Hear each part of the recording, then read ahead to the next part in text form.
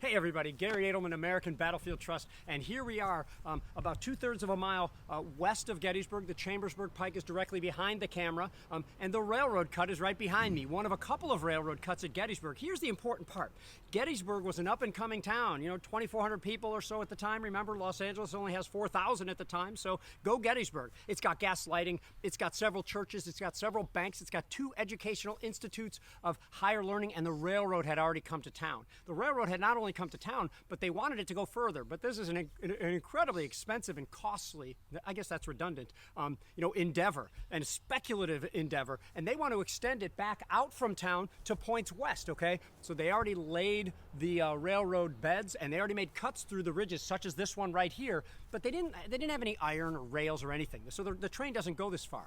It is a natural entrenchment that troops might be able to use when they actually get here. It's also something that when they were building it, there was a lot of stone left over, and we don't know for sure, that houses like the Thompson House, known as Lee's headquarters, might have been built from stone taken from the railroad cut when it was quarried in the first place, which is pretty interesting.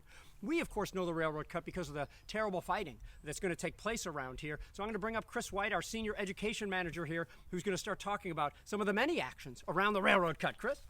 Yeah, so thanks, Garry. Dan, I'm going to have you pan over this direction. We're going to follow some of the Confederate advancing towards us. So what you're looking out in towards is the distance is the west. You're looking out towards places like Chambersburg, Pittsburgh, Cleveland, Los Angeles, all the way out there, looking out to the west. The Confederates are actually marching towards us on the morning of July 1st. And we would actually be behind the Union line here on the early morning of July 1st because John Buford's cavalry have set up a picket line, a skirmish line, as it were, out in front of us. Then, around 10 o'clock in the morning, will be the arrival of the Union 1st Army Corps. That's commanded by John Reynolds. Reynolds will start sending troops into this area where we're standing to try to stem that Confederate tide, which we'll talk about in a moment.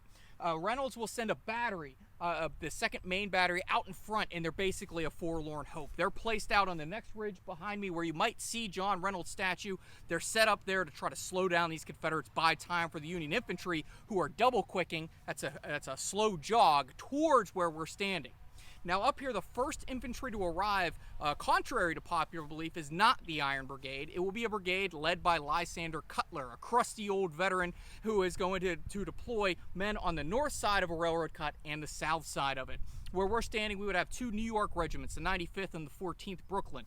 95th New York will be out here with these guys, the 14th Brooklyn, also known as the 84th New York, because we love to confuse people on battlefields.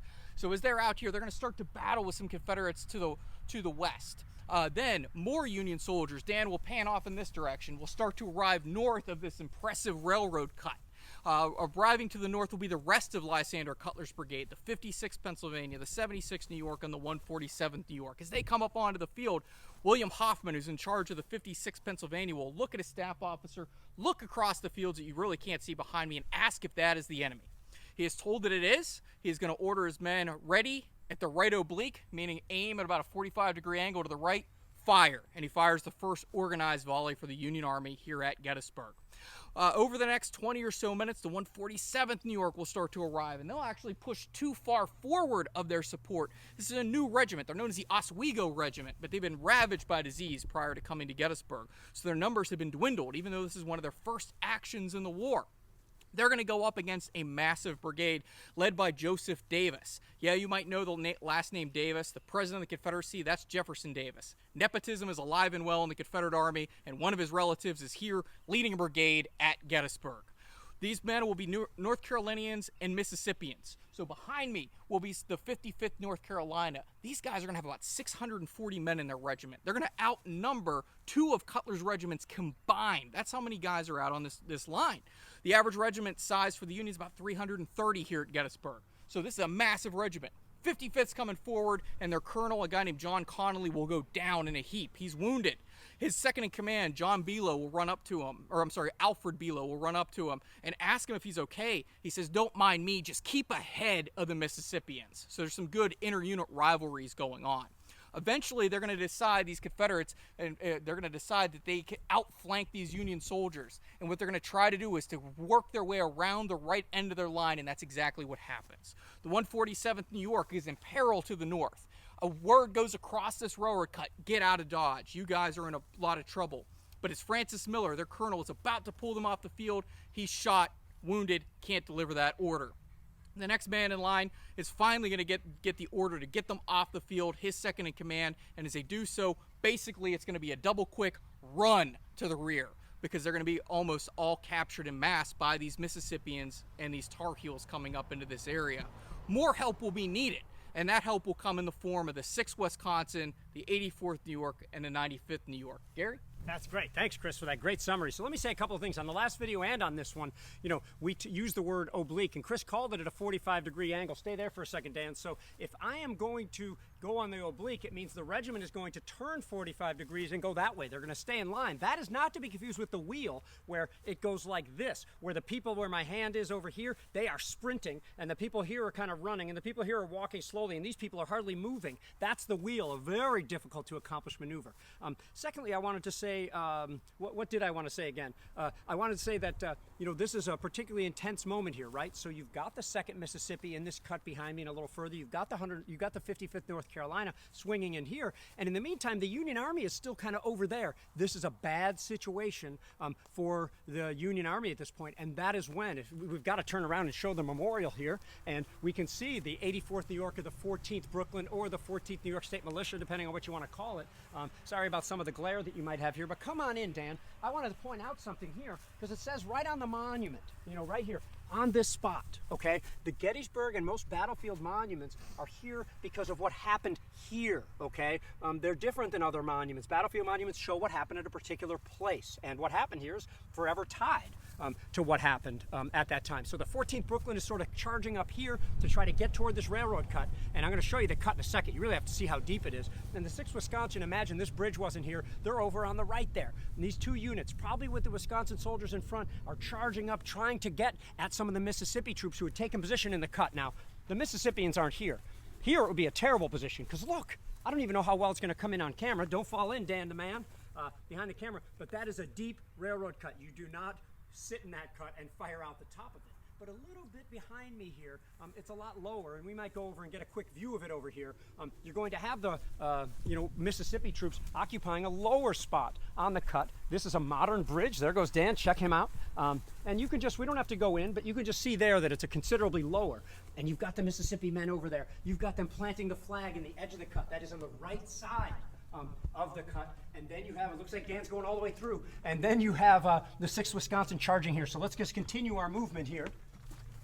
And let's look at the panoply of battle here. The 6th Wisconsin, coming from Seminary Ridge over there, is going to make a charge, and they're going to lose a man at every step. At every step, someone goes down, killed or wounded. And they're moving across this field toward the railroad cut right there. They start struggling with the flag bearer. The Confederates manage to hold them off until a man named Francis Waller, we posted on him earlier, comes up, very powerful man, rips the flag away from the Confederates, puts the flag down, picks up his gun, and keeps fighting. That's the medal of the 6th Wisconsin. And yet, that's not even everything yet. And I think we're going to have to about face and go to the other side, and let's do that. And while I bring on Pete Miele, he is the head of the Seminary Ridge Museum. You've seen him on with us already. It looks like he's about to fall into the railroad cut. Let's hope that doesn't happen. Because after that, there's going to be more actions after a lull. Pete? Yeah, so I want to talk a little bit about what's going on in the afternoon fighting here, and how the railroad cut again is going to be very important to what goes on in the afternoon. And if you can see behind me, we're going to start by looking at the White McPherson barn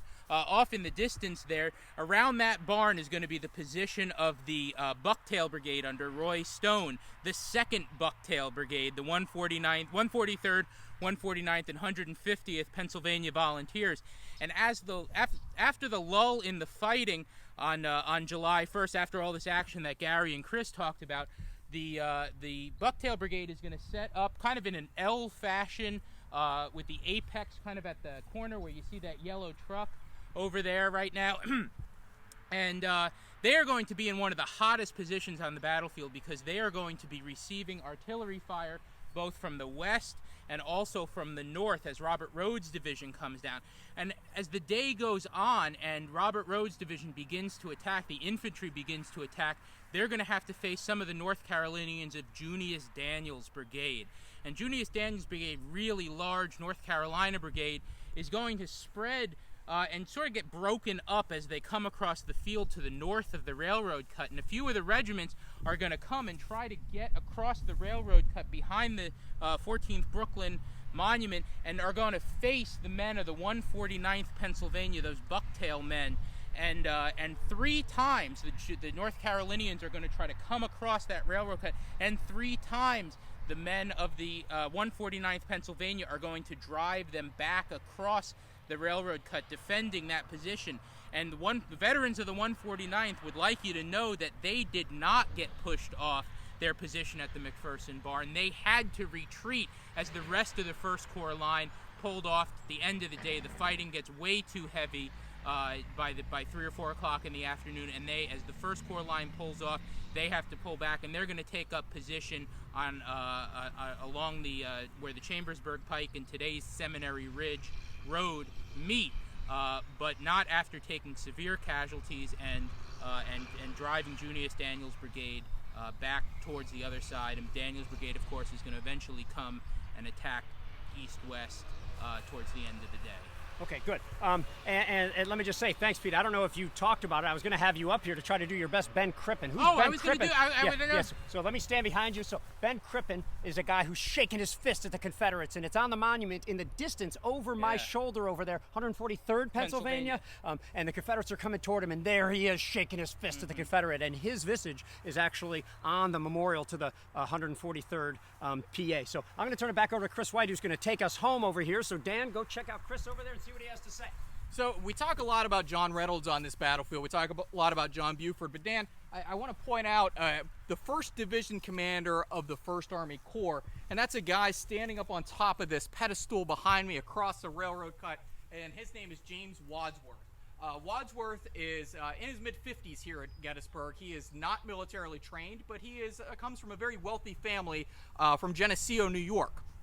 Wadsworth, when the war breaks out, decides that he wants to go fight for his country, and since he is so rich, he will not take a dollar from the United States to go off to war. That's exactly what George Washington does during the Revolutionary War. Only Washington was paid he was paid for any of his expenses. He wasn't paid actually a fee to go off to war. So here is Wadsworth going in that footsteps of Washington, as it were. So now Wadsworth is out here in his 2nd battle. He is going to do fairly well here at Gettysburg, but his division will eventually be pushed off of this position, and he will end up onto Culp's Hill. If you go to another famous portion of the Gettysburg battlefield, you go down to the wheat field. There's a little place called the Stony Hill, and right across the street from the Irish Brigade Monument, will be a monument or a plaque to the 32nd Massachusetts Infantry, specifically to their field hospital, run by a Dr. Adams.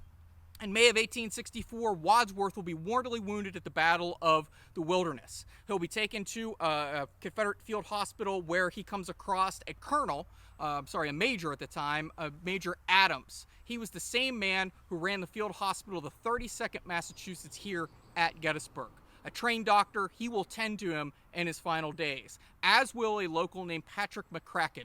McCracken is a local farmer in Spotsylvania County who had run across Wadsworth when he was the military governor of Washington, D.C. He was thought to be a Confederate spy. Wadsworth meets this poor guy, says no, he's no spy, sends him on his way. And to thank Wadsworth for his kindness, he is actually going to come out to the Wilderness battlefield and help to bring food and milk to the dying general.